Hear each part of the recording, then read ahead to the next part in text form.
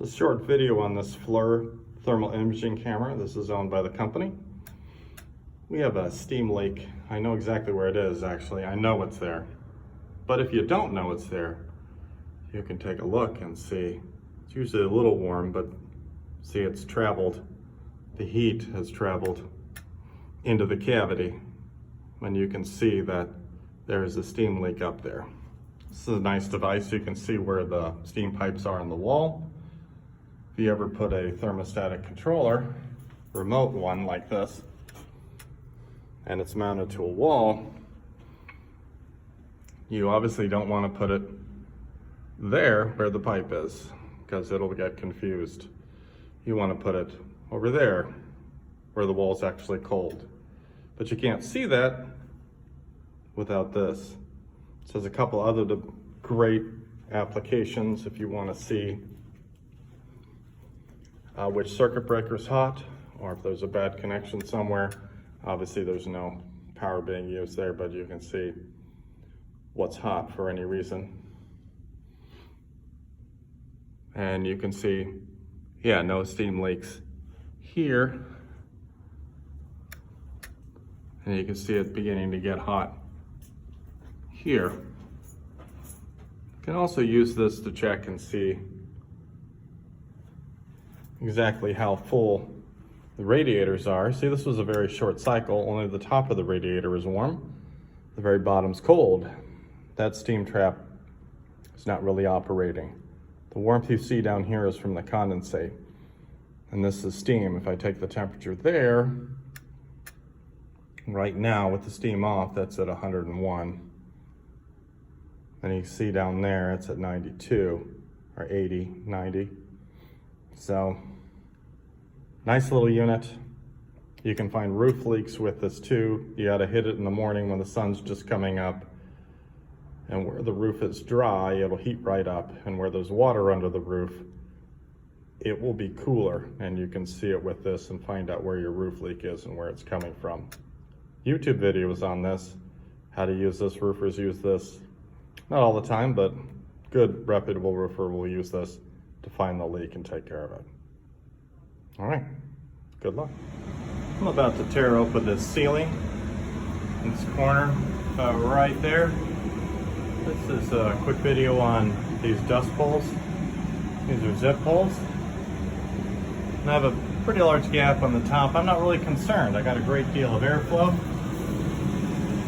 With the carpet blower and the spink board, this one's designed to fit into the fire escape. A couple gaps, but I'm not concerned. I have a great deal of airflow. I have more air going out than coming in. This will keep all the dust in this location. And I won't be concerned about getting dust here or here in the carpet. These can also be used in apartments very successfully. I use these when we redid the hot and cold water risers at Lakeshore Drive. I worked in the aged bedrooms, occupied apartments. No worries. We also used these in the, 04 bedroom when we core drilled and knocked the wall open and everything. We could leave the apartment cleaner than we came in.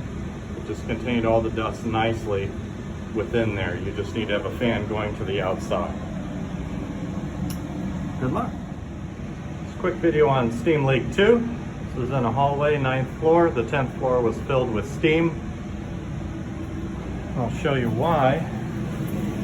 First I set up my dust tent so I don't have to worry about damaging the smoke detector right here. I have the zip poles, pink board that's custom fit for the fire escape doors. This is stored downstairs in the break room in the ceiling, and a carpet blower. All right,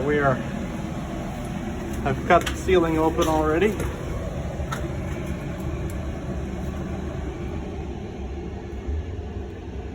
And I can get my camera up here.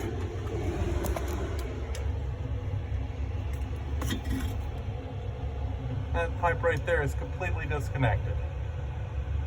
So what I'm gonna go do to try and cut this off right here with a grinder and snap it off without putting too much pressure on that. Now, maybe good, better, best, right? This is good. Best would be, well, better would be to cut this nipple out, because that's the next thing to go right there.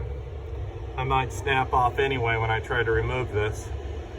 Either way, I'm gonna have to carefully balance these fittings when I screw it back on this pipe. Best would be to cut out both return and supply, steam supply, and redo everything. I'm not gonna do that, I'm just gonna shoot for this. And we'll see what happens. I probably will have to take that out anyway, because we'll see what condition that nipple's in.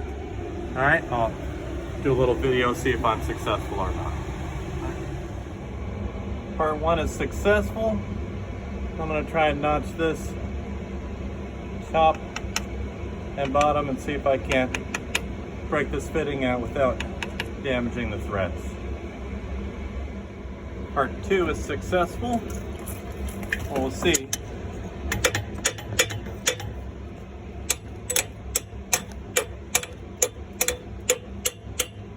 That's spinning, so I'll be able to get that off as well. We'll see how bad I marred the threads, but I should be able to use gasket 2-number sealant to take care of that. All right, I cleaned the threads off with this little guy, screwed that on there. I'm gonna go upstairs and plug up the other side of the radiator, and I'm gonna walk away from this. Somebody else finish this. I've got other stuff to do today, and it's just a hallway radiator. But I can get the heat back on, and that's the main thing. It's not a super critical radiator. I can walk away from it and clean up, let this hallway dry up, and all good things like that. Okay. I was able to unscrew this pipe. Came right up. It's good to keep this pipe. That's the correct length. Another way you can do this pipe, though, instead of making it full length, is you can make it, I mean, that's where it was. You could make it about 4 or 5 inches shorter, put a coupling on it, and then do the last bit in a nipple, and that way you can set this so that it's not putting pressure on the pipes below, which is probably a better way to do it, because I don't know what kind of pressure this was under or why it broke in that location. It's probably too short. I noticed it just popped off right there. So that way you can set the correct height and not put pressure on it. Now, if I couldn't plug this, then I would want to plug it over here. I would not recommend spinning these off. You run the risk of snapping that fitting off in the bottom, even if you try and balance the torque on this. We have these compression fittings, like I said, with a cap on it, and you can just put it on here. Nothing left to do here except clean everything up and make it neat for the tenants.